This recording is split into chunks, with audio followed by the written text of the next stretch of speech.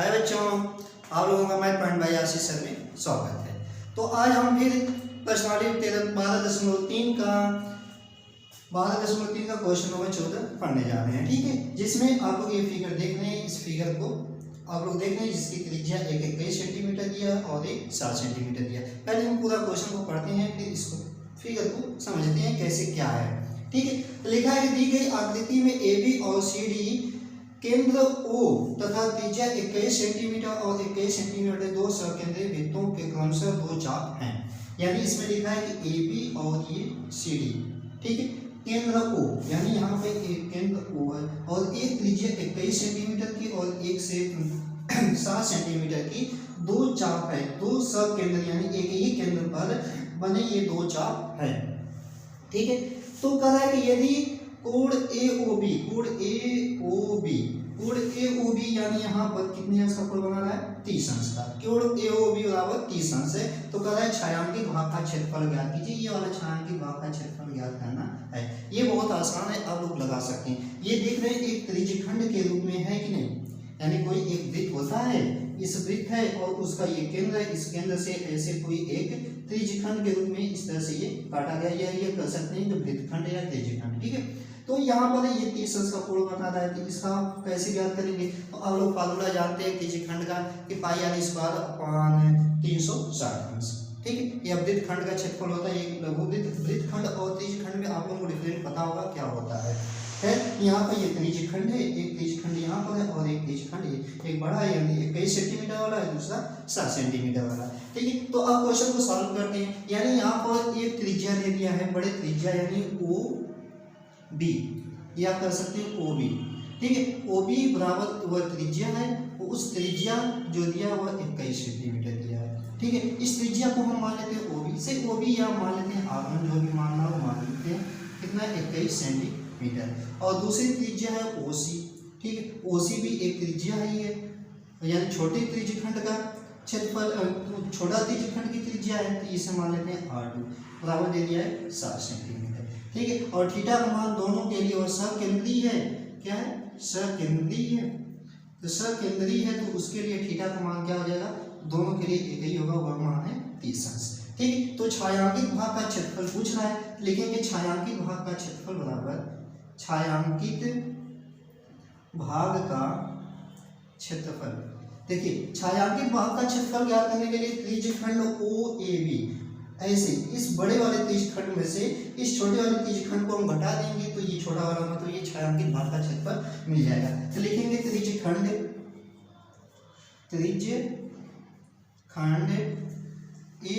OAB या OAB, त्रिज्यखंड OAB का क्षेत्रफल में से हम क्या करते हैं? त्रिज्यखंड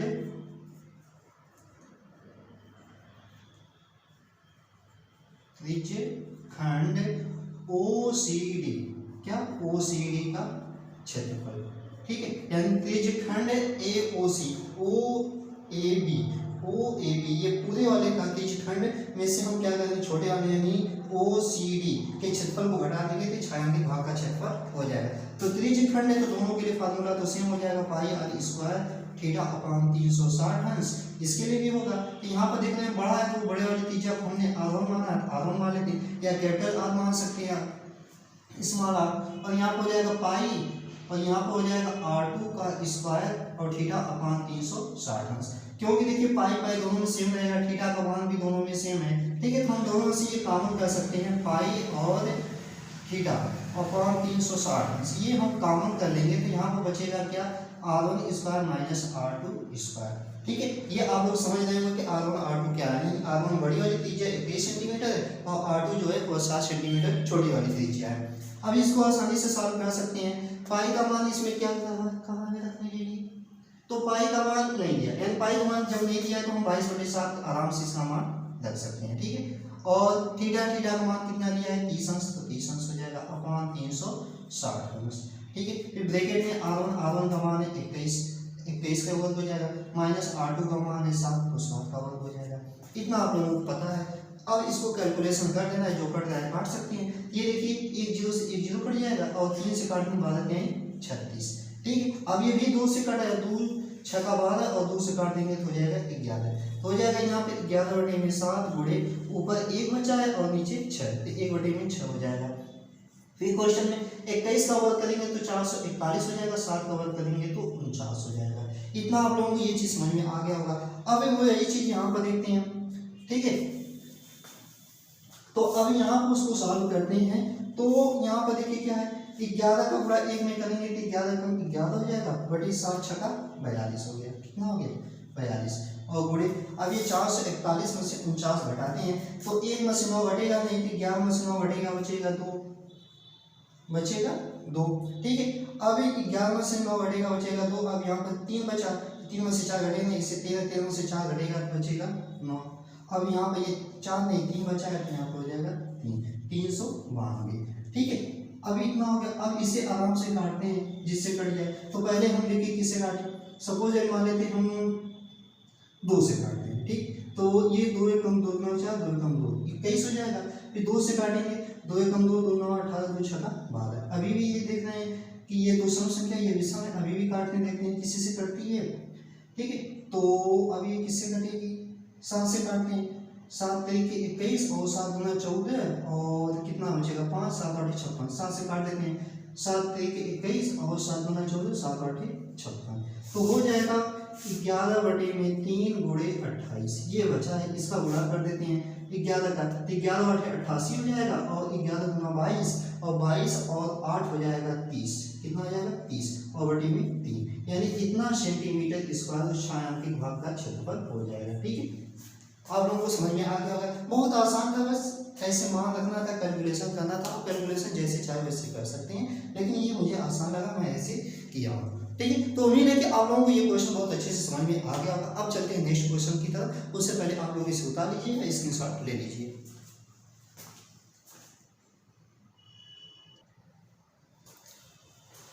तो अभी देखते हैं क्वेश्चन नंबर 15, ठीक है। क्वेश्चन नंबर 15 में आप लोग ये फिगर देख रहे हैं, फिगर के अकॉर्डिंग ये छायांकित भाग का क्षेत्रफल ज्ञात करना होगा। देखते हैं प्रश्न में क्या लिखा हुआ है, ठीक है। तो प्रश्न में लिखा है दी गई आकृति में ABC त्रिज्या 14 सेंटीमीटर वाले एक वृत्त का चतुर्थांश है।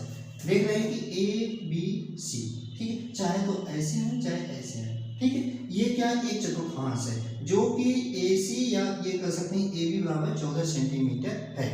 फिर उसके बाद लिखा हुआ है कि BC तथा BC को व्यास मानकर एक अर्धवृत्त खींचा गया है, यानी B और C इसको व्यास मानकर एक क्या किया गया, अर्धवृत्त खींचा गया है, ये वाला, ठीक है, यानी बाहर वाला भाग, ठीक है, इसको व्यास मान के, यानी इसका आधा कर देंगे तो इसकी त्रिज्या हो जाएगी बाहर वाले का, ठीक है। तो कह रहा है कि छायांकित भाग का क्षेत्रफल ज्ञात कीजिए, ठीक है। तो यहाँ पर आसानी से देख सकते हैं कि एक त्रिभुज, इसमें पहले देख रहे हैं कि एक समकोण त्रिभुज बन रहा है। क्या बन रहा है, एक समकोण त्रिभुज ABC या BAC, एक समकोण त्रिभुज बन रहा है, ठीक है। BAC एक समकोण त्रिभुज बन रहा है और इसी भुजा का, ठीक है, एक क्या है चतुर्थांश खींचा गया और फिर BC को व्यास मानकर एक अर्धवृत्त खींचा गया है। तो ये छायांकित भाग बच रहा है, तरह ये छायांकित भाग का क्षेत्रफल ज्ञात कीजिए। तो आप लोग सोचिए कि कैसे इसको ज्ञात किया जा सकता है, ठीक है।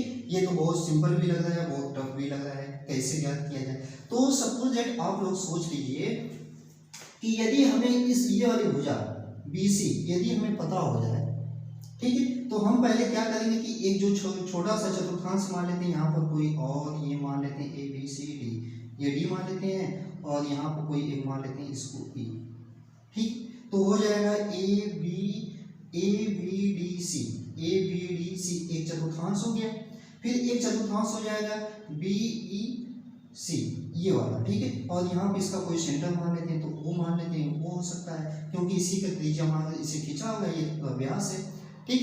तो ऐसे यानी इस वाले भाग का क्षेत्रफल, तो एक चतुर्थांश यहाँ पे यानी अर्धवृत्त के जैसा बन रहा है, ठीक है, एक क्या बन रहा है यहाँ पर अर्धवृत्त के जैसा।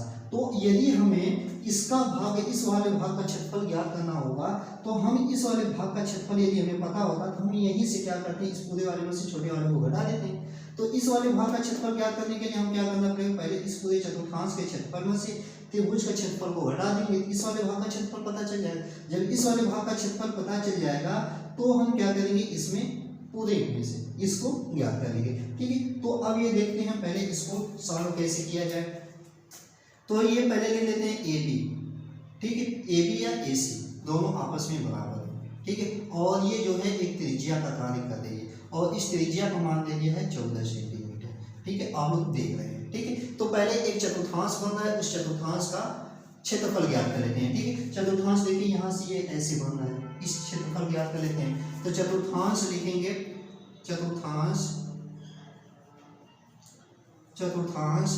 ए बी डी सी, चतुर्थांश ए बी डी सी का क्षेत्रफल, ठीक है। ए बी डी सी का क्षेत्रफल बराबर हो जाएगा 1/4 पाई आर स्क्वायर, ठीक है। आप लोग तो ये जानते हैं चतुर्थांश है तो 1/4 कर सकते हैं, तो 1/4 हो जाएगा। पाई का मान होता है 22/7, तो 22/7 तक लेते हैं, और आर का मान है 14, तो ये 14 का स्क्वायर हो जाएगा, यानी 14/14 दो बार लिख सकते हैं, ठीक है। तो अब इसे काटते हैं, 2 से 7 से काट देंगे 7 गुना के 14, 2 से काटेंगे 2 गुना के 4, और 2 से काट देंगे तो 11 गुना के 22, ठीक है। अब इसका गुणा कर लेते हैं, तो 11 × 44 को 4 हो जाएगा, हासिल एक 11 × 11 के 12 हो जाएगा, ठीक है, नहीं सॉरी 11 × 11 और 4 यानी 11 × 44 तो 4 हासिल लगा 5, सॉरी 4, तो 11 × 11 और 4 5 यानी 154 सेंटीमीटर स्क्वायर आ गया इस पूरे चतुर्थांश का, यानी यहाँ से लेकर ये वाले भाग का क्षेत्रफल, ठीक है। अब इसमें से त्रिभुज के क्षेत्रफल को हम हटा देते हैं, ठीक है। तो त्रिभुज देख रहे हैं, एक समकोण त्रिभुज बन रहा है, लिखेंगे यहाँ पर त्रिभुज ए बी सी का क्षेत्रफल, नहीं बी ए सी का क्षेत्रफल, ठीक है। त्रिभुज बी ए सी का क्षेत्रफल, बी ए सी का क्षेत्रफल बराबर हो जाएगा 1/2 आधार यानी ए सी गुणे क्या हो जाएगा ए बी, ठीक है। तो हो जाएगा 1/2 और आधार हो जाएगा 14 और ऊंचाई भी हो जाएगी 14, तो 2 × 7 = 14 और 14 × 7 = 98, कितना हो गया 98 सेंटीमीटर स्क्वायर, ये आ गया त्रिभुज का क्षेत्रफल। तो अब आप लोग देखिए, हमें ज्ञात करना है कि इस वाले भाग का क्षेत्रफल यानी इतना, ये वाला जो भाग है ये वाला भाग इसका, तो यानी बी डी सी ओ का क्षेत्रफल, ठीक है, यानी बी डी सी ओ का क्षेत्रफल ज्ञात कर लेते हैं। तो यहाँ पर हो जाएगा कि ये कर सकते हैं, इससे हम क्या वृत्तखंड भी कर सकते हैं, क्योंकि एक वृत्तखंड का कार्य यहाँ से एक त्रिज्यखंड है, इस त्रिज्यखंड में ये क्या है एक वृत्तखंड है, ठीक है। तो लिखेंगे वृत्तखंड बी ओ सी, देखिए बी ओ सी और ये क्या था डी का, ठीक है, बी ओ सी डी का क्षेत्रफल, ठीक है। बी ओ सी का क्षेत्रफल हो जाएगा त्रिज्यखंड का क्षेत्रफल या चतुर्थांश का क्षेत्रफल, ठीक है, चतुर्थांश का है या त्रिज्यखंड का है, ठीक है। ये चतुर्थांश को हम त्रिज्यखंड भी लिख सकते हैं, ठीक है, आप लोग लिख लीजिएगा। तो त्रिज्यखंड यानी यह कह सकते हैं चतुर्थांश का क्षेत्रफल, चतुर्थांश का क्षेत्रफल माइनस त्रिभुज ए बी सी का क्षेत्रफल ठीक है। तो चतुर्थांश का क्षेत्रफल देखिए कितना आया है 154 आ गया है, 154 हो गया, माइनस इसका आ गया है 98, ठीक है। तो 14 से 98 घटेगा तो कितना हो जाएगा, तो अब यहाँ पर देखिए 14 में से 8 घटेगा कितना हो जाएगा 6, और फिर यहाँ पर 4 बचा, 14 में से 9 घटेगा तो बचेगा 9 6 14, 9 8 14, और ये 9 14, 14 में से 9 घटेगा तो बचेगा 5, और ये खत्म तो 56, यानी 56 सेंटीमीटर स्क्वायर आ गया केवल इस वाले भाग का क्षेत्रफल, ठीक है। अब हमें देखिए क्या ज्ञात करना है, अभी इस अर्धवृत्त का क्षेत्रफल ज्ञात करना, अर्धवृत्त के क्षेत्रफल में इस वाले भाग का क्षेत्रफल घटा देंगे तो पता चल जाएगा छायांकित भाग का, और अर्धवृत्त का क्षेत्रफल ज्ञात करने के लिए हमें AC ज्ञात करना होगा। ये जान लें कि एक समकोण त्रिभुज है, समकोण त्रिभुज में ये सबसे बड़ी भुजा जो होती है वो छोटी भुजाओं के स्क्वायर के बराबर होती है, यानी आप त्रिकोण में नहीं पढ़े होंगे कि कर्ण का स्क्वायर बराबर लंब का स्क्वायर प्लस आधार का स्क्वायर। तो अब यहाँ पर देखिए सॉल्व करते हैं, लिखेंगे त्रिभुज ABC में, ठीक है, त्रिभुज ABC में लिखेंगे BC का स्क्वायर बराबर हो जाएगा AB का स्क्वायर प्लस BC का स्क्वायर, ठीक है। तो अब AB का मान है 14 का स्क्वायर प्लस 14 का स्क्वायर, ठीक है। तो 14 का स्क्वायर करेंगे तो 196 हो जाएगा, प्लस इसका भी 196, और दोनों को जोड़ेंगे तो कितना हो जाएगा 6 6 12 और 9 18 18 1 19 हो जाएगा, और 1 1 2 1 392, कितना हो गया है 392। अब देखिए ठीक, अब 392 हो गया, BC का स्क्वायर बराबर कितना हो गया, यही को हम सॉल्व कर देते हैं। यहाँ पर BC का स्क्वायर बराबर हो जाएगा 392, ठीक है, सॉरी 392।